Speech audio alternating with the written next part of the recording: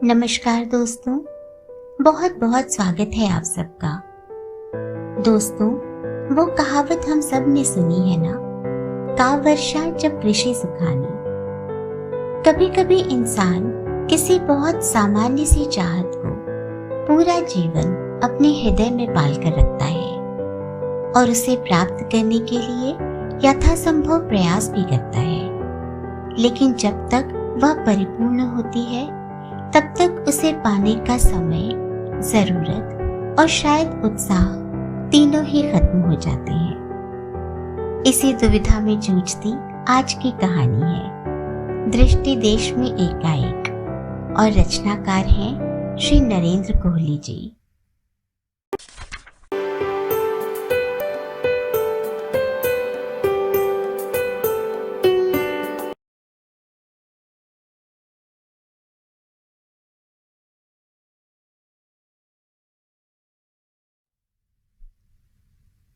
अस्पताल के बिस्तर पर पड़े पड़े उसका बूढ़ा शरीर थक गया था।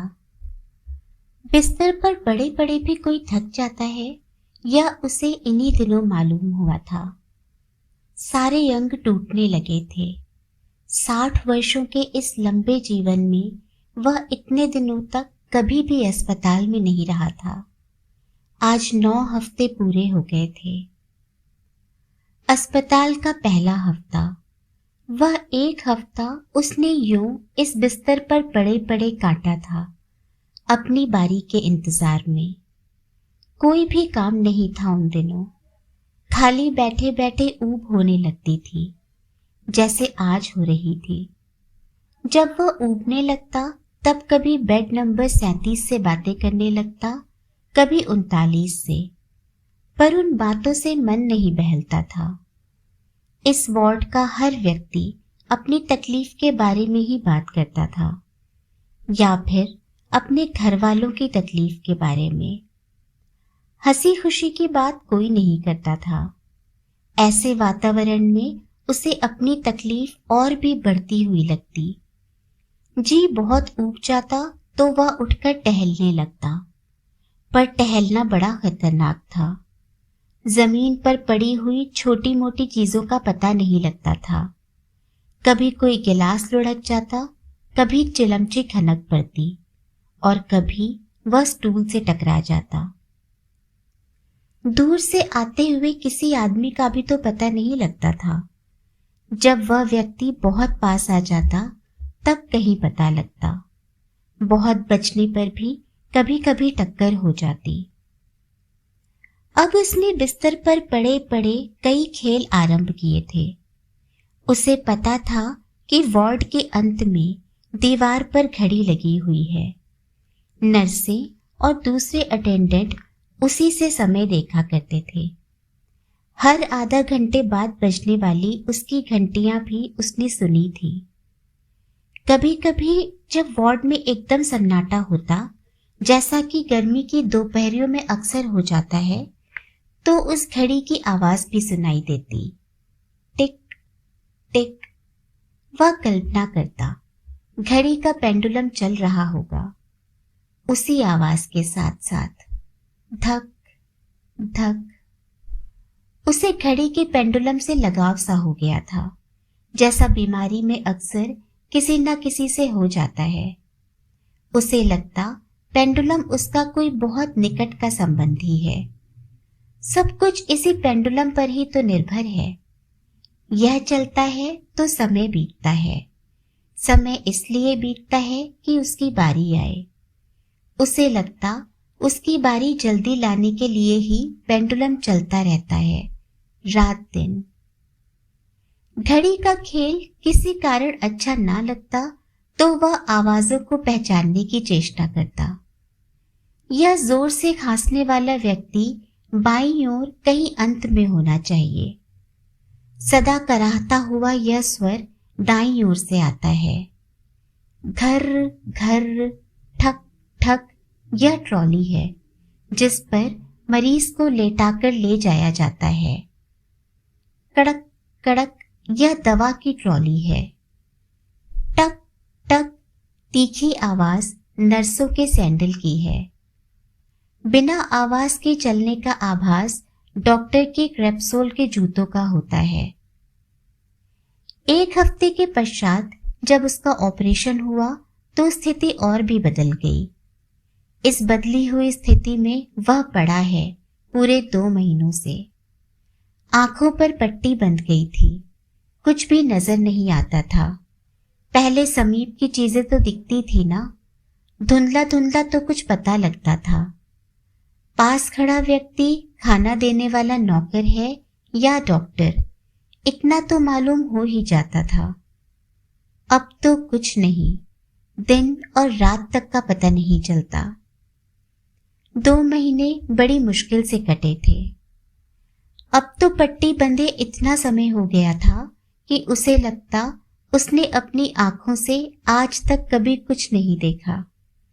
इसी प्रकार सोचते सोचते ही यह बात उसके मन में इतनी पक्की हो गई है कि वह उस पर विश्वास कर बैठा है। ऑपरेशन से पहले जब उसे धुंधला धुंधला दिखता था, कितनी साध थी मन में दुनिया को साफ साफ देखने की, जैसे बाकी सब लोग देखते हैं। कितना बुरा लगता था उसे जब घर में कोई ग्रुप फोटोग्राफ आता तो वह उन सारे लोगों में से अपने बेटों को नहीं पहचान सकता था, क्योंकि तस्वीरें बहुत छोटी छोटी होती थी। कितना बुरा लगता था जब वह घर में एक बेटे के भ्रम में दूसरे से कुछ पूछ बैठता था, या बहू के भ्रम में बेटी अथवा बेटी के भ्रम में बहू को कुछ कह देता। जाने कब से मन में हीन भावना जमनी शुरू हो गई थी। वह स्वयं को कभी दूसरों के साथ रखकर बराबरी का दावा नहीं कर सकता था, अपनी इन्हीं आंखों के कारण। कैसे करता जब उसके अपने ही मन ने यह कभी स्वीकार नहीं किया था। बड़े बेटे गिरीश ने जब ऑपरेशन की बात की थी तब वह हंस पड़ा था। जिंदगी भर जब कुछ नहीं हुआ बेटे तो अब क्या होगा, और अब करना भी क्या है। हाँ, भला क्या लाभ है ऑपरेशन का। जीवन भर कुछ न कुछ इलाज तो वह करवाता ही आया है। तब कुछ नहीं हुआ तो अब क्या होगा, और अब तो हालात पहले से भी अधिक बिगड़ गए थे, दिन प्रतिदिन बिगड़ते जा रहे थे। फिर ऑपरेशन का मामला है, जाने कितना खर्च हो जाए। शेष सारी बातों का समाधान हो सकता था, पर पैसे वे कहां से आएंगे। और जब वह कुछ कमाता नहीं है, कमा सकता भी नहीं है, तब फिर ऑपरेशन का भारी बोझ अपने बेटों पर डालना उचित होगा क्या। गुजारे भर का ये मुश्किल से कमाते हैं बेचारे। गिरीश ने कितना जोर दिया था, कितना मनाया था, और अंत में जब उसने अपनी सौगंध दे दी तब पिता का मन हठ ना कर सका। गिरीश की जिद के सामने झुककर वह आ गया था यहाँ। ऑपरेशन के बाद होश में आने पर आंखों पर बंधी पट्टी कितनी अखरी थी। मन में एक भय धीरे धीरे सिर उठा रहा था। बहुत कोशिश की कि वह उस भय को कुचल दे, पर वह सपोलिया धीरे धीरे सांप बन गया और अब नाग के समान उसके मन में फुफकारने लगा था। उसकी आंखें साफ नहीं देखती थी, दूर की चीजें वह नहीं देख सकता था, पढ़ने में तकलीफ होती थी, अधिक सर्दी हो या गर्मी आंखें सूज जाती थी, पर एकदम अंधा तो नहीं था ना वह। अब उसने गिरीश के कहने में आकर ऑपरेशन करवा लिया है, आंखों पर पट्टी बंधी है और वह एक एक दिन गिन रहा है। डॉक्टर के अनुसार ऑपरेशन ठीक ठाक हो गया है। जिस दिन पट्टी खुलेगी उसकी आंखें ठीक हो जाएंगी, वह दुनिया को एकदम स्वस्थ आंखों वालों की तरह देख सकेगा। पर पट्टी खुलने से पहले कोई निश्चित बात नहीं कही जा सकती। ऐसा भी हो सकता है कि कोई त्रुटि रह गई हो। पट्टी खुलने पर ही उसका पता लगेगा और तब वह दुनिया के उस धुंधले रूप को भी नहीं देख सकेगा जिसे वह इस ऑपरेशन के पहले तक देख लेता था। आरंभ में यह भय बहुत सशक्त हो उठा था विश्वास की हद तक। दिन इसी चिंता में कट जाते थे। रातों को नींद नहीं आती थी। वह बिस्तर पर पड़ा पड़ा उस बुरी घड़ी को कोसा करता, जिस घड़ी में वह गिरीश की सौगंध के मोह में आकर ऑपरेशन कराने की बात मान गया था। धीरे धीरे आशंका पिघलने लगी थी और फिर एकदम वाष्प बन गई थी। रोज ही वार्ड में किसी न किसी का ऑपरेशन होता था। सब ठीक हो जाते थे। शायद ही कभी कोई ऑपरेशन असफल हुआ हो। फिर उसी से कोई दुश्मनी है क्या डॉक्टरों को? आशा की वह छोटी सी किरण दिन प्रतिदिन स्फीत होती गई और मन में उल्लास घिरता गया। डॉक्टरों से अधिक विश्वास गिरीश दिलाया करता था। ऑपरेशन के बाद हफ्ते भर तक वह उसके पास रहा था। यहाँ 2 महीनों से वह एक बच्चे के से विश्वास से उस भविष्य को देख रहा था। आज 10 बजे पट्टियां खुलनी थी और 12 बजे की गाड़ी से गिरीश को भी आना था। कितना कुछ हो जाना था आज ही आज में। और तभी वार्ड की दीवार घड़ी ने 8 घंटियां बजाईं। सिर्फ 2 घंटे रह गए थे पट्टियां खुलने में। अपने भविष्य के विषय में इन दिनों इतना सोचा था उसने, इतना सोचा था कि एक तरह से अपने आप को पूरा विश्वास दिला दिया था कि ऑपरेशन सफल हो गया है और उसको दृष्टि मिलने वाली है, जो शायद उसके पास पहले कभी नहीं थी।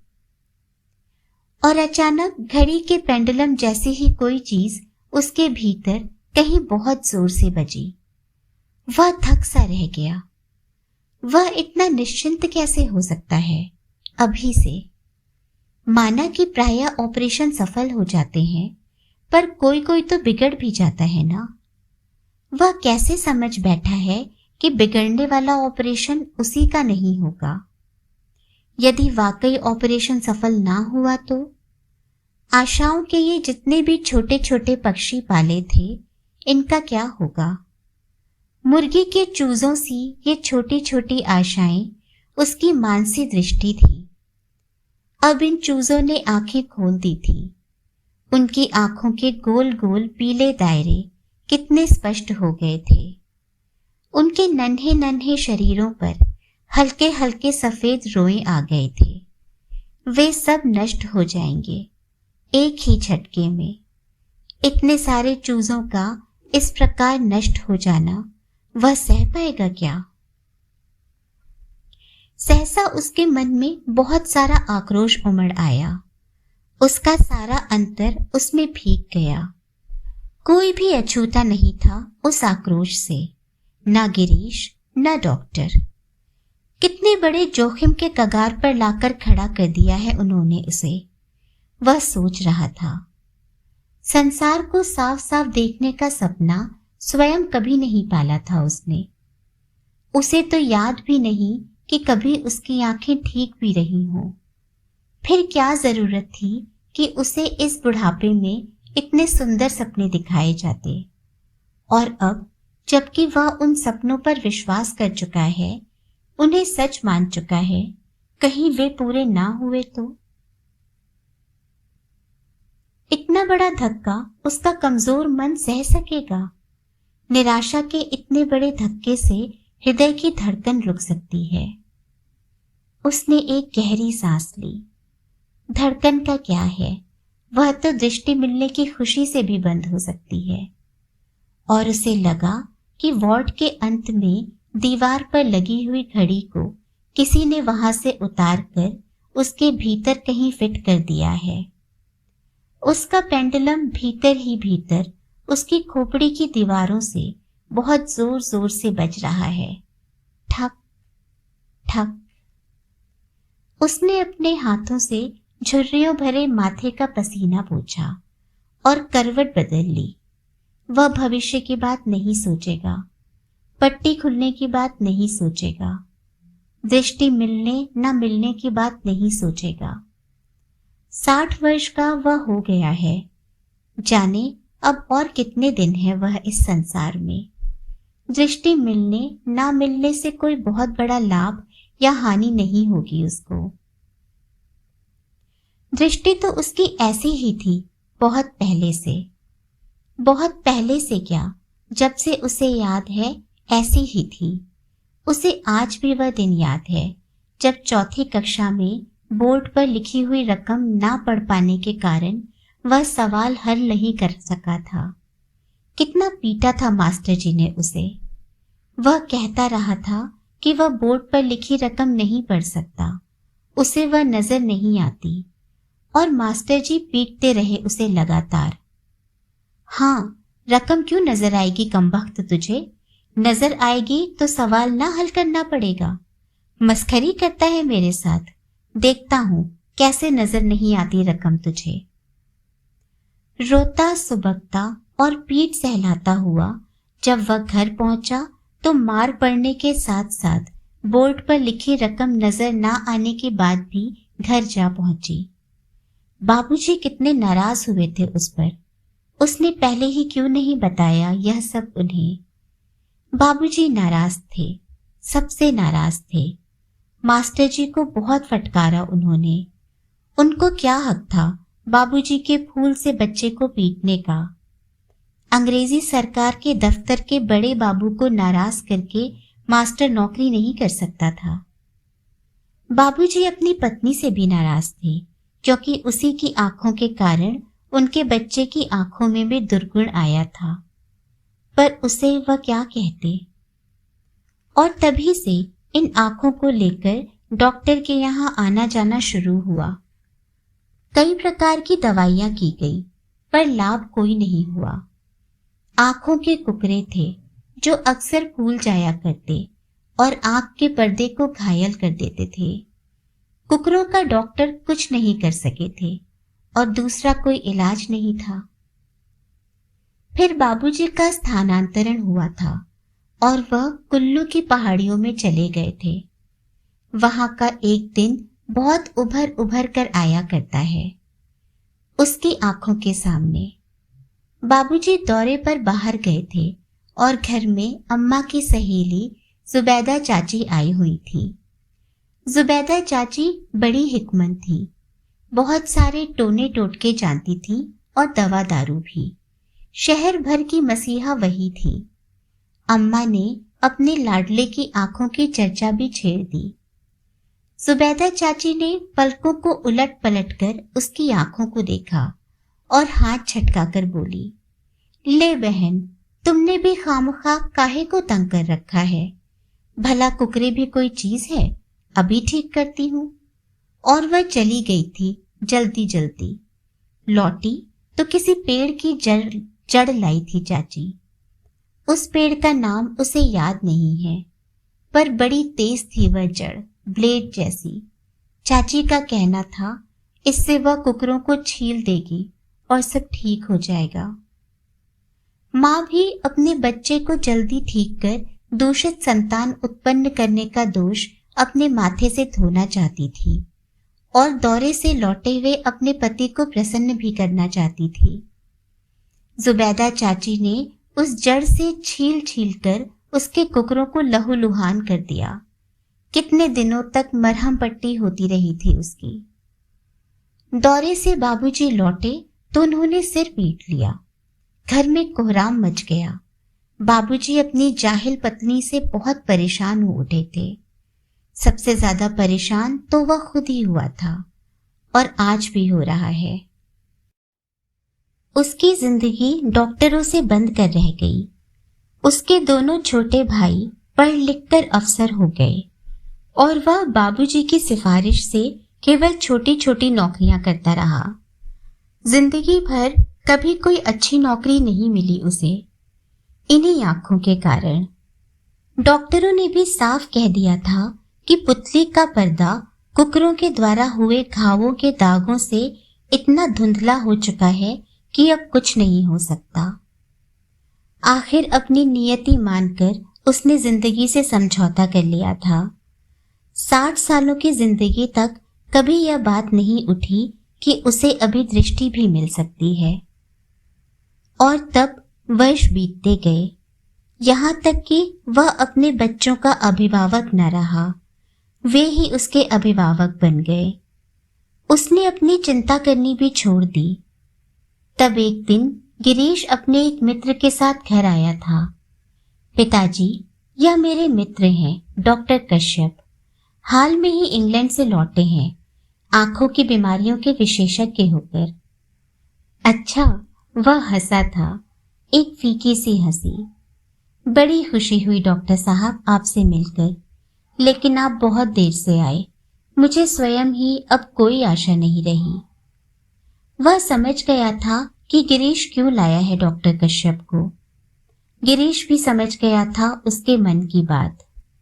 गिरीश जानता था कि आंखों की बीमारी उसकी दुखती रग है। उनकी बात करने से उसे कोई खुशी नहीं होती, उल्टे उसके घाव हरे हो जाते हैं। उसे याद आ जाता है कि वह साफ साफ नहीं देख सकता। पिताजी, माफ कीजिएगा, आपको। गिरीश सफाई देना चाहता था शायद। डॉक्टर कश्यप ने उसे बीच में ही रोक लिया। कोई बात नहीं वर्मा साहब, मरीज तो निराश हो ही जाते हैं, पर वह डॉक्टर ही क्या जो आशा छोड़ दे। ऐसे केस ही तो हमारी कसौटी होते हैं। और डॉक्टर कश्यप का स्वर बहुत मुलायम हो गया। यदि मैं आपकी आंखें देखना चाहूं तो आपको एतराज तो नहीं होगा? ना जाने क्यों वह इनकार न कर सका। बूढ़े मन में भी कहीं आशा थी, शायद इसी डॉक्टर के भाग्य में यश लिखा हो। डॉक्टर कश्यप ने आंखें उलट पलट कर देखी, काफी देर तक देखता रहा।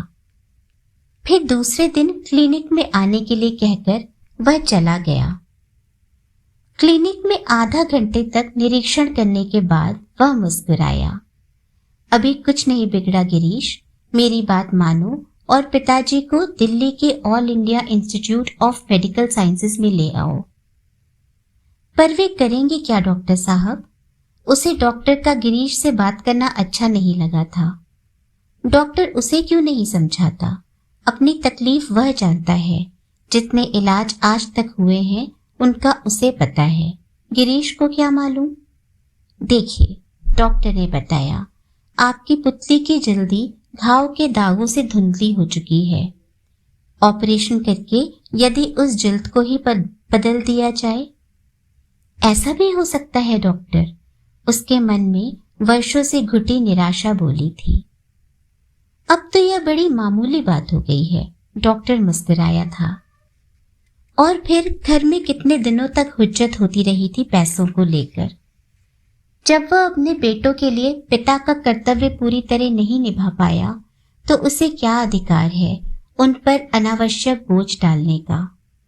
पर गिरीश वह किसी तरह नहीं माना था और उसे यहाँ आना पड़ा। तभी बोर्ड की घड़ी ने 9:30 बजाए। बस आधा घंटा और, उसने सोचा। जाने क्यों सहसा उसे लगा कि ऑपरेशन सफल नहीं हुआ है। डॉक्टर पट्टी खोलेगा और पूछेगा। वह आंखें झपकाकर देखेगा और उसे कुछ भी नजर नहीं आएगा।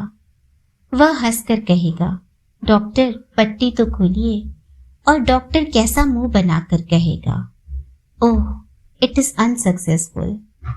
यह खूब जोर से कहकहा मारकर हंसेगा और कहेगा, मैंने तो पहले ही कहा था, पर मेरी कौन सुनता है। खड़ खड़ घर घर की आवाज से उसका ध्यान बट गया। ट्रॉली लेकर कोई वार्ड में आया था। उस पर डालकर वे किसी को ले जाएंगे। जाने किसी का ऑपरेशन होना है या पट्टी खुलनी है, या टक टक किसी नर्स के जूते की आवाज। उसे लगा ट्रॉली उसी के बेड के पास आकर रुकी है, शायद उसे ही लेने आए हों। 9:30 बजे तो काफी देर हो गई। हाँ, 10 भी बजने वाले ही होंगे। 10 बजे उसकी पट्टी खुलनी है। नर्स के जूतों की आवाज उसके पास आकर रुक गई। फिर कागज के उलटने पलटने की आवाज आई। उसके सिरहाने दीवार पर लटका हुआ उसका केस रिकॉर्ड देखा जा रहा होगा। इस तरह कितने ही लोग रिकॉर्ड देखते हैं। यदि कोई रिकॉर्ड देख उससे बिना बोले ही चला जाए तो उसे पता भी नहीं चलेगा कि वह कौन था, डॉक्टर, नर्स, कंपाउंडर, जमादार या कोई और। उठिए, बेड नंबर 38, रिकॉर्ड देखने वाले ने कहा। आपकी पट्टियां खुलेंगी। यह इस समय रोज वाली नर्स की आवाज थी। उठो भैया, यह मर्दानी आवाज जाने किसकी थी। वह उठकर बैठ गया। वैसे इस आवाज को वह पहचानता था। यह व्यक्ति पहले भी कितनी बार उसे इस प्रकार ट्रॉली पर डॉक्टर के पास निरीक्षण के लिए लेकर गया था। वह अक्सर सोचा करता था, यह व्यक्ति क्या होगा यहाँ, कंपाउंडर, चपरासी या जमादार। अच्छा, पट्टी खुल जाए तो देखूंगा इसे। भीतर ही कहीं वह हंसा, जैसे आंखें ठीक ही हो जाएंगी। उस व्यक्ति ने एक हाथ उसकी गर्दन और कंधों के बीच और दूसरा घुटनों के नीचे डालकर उसे पलंग से घसीट लिया। वह ट्रॉली पर सीधा होकर आराम से लेट गया। जब पहले दिन उस व्यक्ति ने उसे इस तरह घसीटा था तब बड़ा गुस्सा आया था उसे। क्या है, आदमी हूं, कोई बिस्तर ट्रंक नहीं हूं। पर शायद ये लोग सबको इसी तरह घसीटते हों। किस किस का ध्यान करें आखिर, इनका तो सवेरे से शाम तक यही काम है। अब उसे गुस्सा नहीं आता इस व्यक्ति पर। ट्रॉली चली, घर घर, ठक ठक, और साथ जूतों की खट खट। ट्रॉली की चाल से वह अंदाजा लगा रहा था कि वे वार्ड के सिरे पर पहुंच गए हैं, और जब ट्रॉली को झटका लगा तब वह समझ गया कि वे वार्ड से निकल आए हैं। ट्रॉली एक क्षण के लिए रुकी। वार्ड के साथ वाले ड्यूटी रूम में थोड़ी सी बातचीत हुई। बेड नंबर 38 पट्टियां खोलने के लिए डॉक्टर शर्मा के पास, और ट्रॉली फिर चल पड़ी, घर घर, ठक ठक। बाईं ओर जाकर ढलान से ट्रॉली नीचे उतरी। अब वे डॉक्टर के पास कमरे की ओर जा रहे थे। ट्रॉली फिर रुकी, शायद कमरा आ गया था। उसे उठाया गया और ले जाकर एक कुर्सी पर बैठा दिया गया। कमरा काफी ठंडा था और कुर्सी गद्देदार थी। वह समझ गया उसे कमरे के बाहर बेंच पर नहीं, डॉक्टर के कमरे में कुर्सी पर बैठाया गया है। वह बैठा रहा। उसके आसपास कोई आवाज नहीं थी। फिर सहसा उसे आसपास किसी के होने का आभास हुआ। कपड़ों की फड़फड़ाहट थी और साथ ही जूतों की ठक ठक। कैसे हैं वर्मा साहब? डॉक्टर शर्मा का स्वर था। आपकी दया है डॉक्टर, वह उदासीन सा बोला। तो पट्टियां खोल दें आपकी? डॉक्टर शर्मा बड़े हल्के स्वर में बोल रहे थे। आपकी इच्छा। ओह, पट्टियों की बात जिसे वह अब तक भूलना चाह रहा था फिर उभर आई। डॉक्टर शर्मा बहुत अच्छी तरह बोलते हैं, फिर वह ऐसे उदासीन क्यों हैं? डॉक्टर को बुरा भी लग सकता है। How do you feel mister Verma? Doctor के हाथों का स्पर्श उसके सिर पर हो रहा था। Excited? Yes, a bit doctor, वह बहुत धीरे से बोला। Okay, now we see, doctor ने कहा, और उसके सिर पर पट्टियों का दबाव कम होने लगा। धीरे धीरे पट्टियां खिसकती गई। उसे लगा वह जड़ होता जा रहा है। उसमें अब कोई संवेदन नहीं रह गया है। इस समय तो जाने क्या क्या लगना चाहिए था उसे, पर क्या अनुभव हो रहा है उसे? कुछ भी नहीं। वह अनुभूति शून्य है। क्या हो गया है उसे? वह बिल्कुल उत्तेजित नहीं है, या उत्तेजना की अधिकता से अनुभूति शून्य हो गया है। पट्टी का अंतिम सिरा और उसके साथ की रुई उसकी गोद में गिरी। पट्टी खुल चुकी थी। अब हाउ आर यू? डॉक्टर ने पूछा। अब कुछ नहीं बोला। Don't get excited. डॉक्टर ने उसकी आंखों पर हाथ फेरा। धीरे धीरे आंखें खोलिए। वह जड़ सा बैठा रहा और सहसा शरीर की सारी शक्ति लगाकर उसने पलकें खोली। पलकें खुली और कुछ नहीं, सब अंधेरा जैसा पट्टी बंदी होने पर था। उसने आंखें 2-3 बार झपकी और अंधेरे के पर्दे उठने लगे। धुंधलका धुआं, हटता हुआ धुआं, और सब कुछ साफ था। वह उठकर खड़ा हो गया। Be seated. डॉक्टर ने उसके कंधों पर जोर डालकर उसको बैठा दिया। Can you see? Everything doctor. उसने नजरें उठाकर डॉक्टर को देखा। आंखों में बच्चों का सा उल्लास था। फिर उसने पास खड़ी नर्स को देखा, कुर्सी को देखा, उसके हाथों पर रखे अपने हाथों को देखा। Good, congratulations. Thank you so much doctor, thank you very much. Doctor ने अपने हाथ की टॉर्च जलाई और काफी देर तक आंखों का निरीक्षण करता रहा। फिर बोला, एवरीथिंग इज ऑल राइट। एक दवाई दूंगा आपको, महीना भर उसे आंखों में डालते रहिए, सब ठीक है। मैं घर जा सकता हूँ डॉक्टर?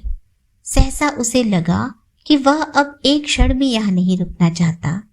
अपनी पत्नी और बच्चों से मिलना चाहता है।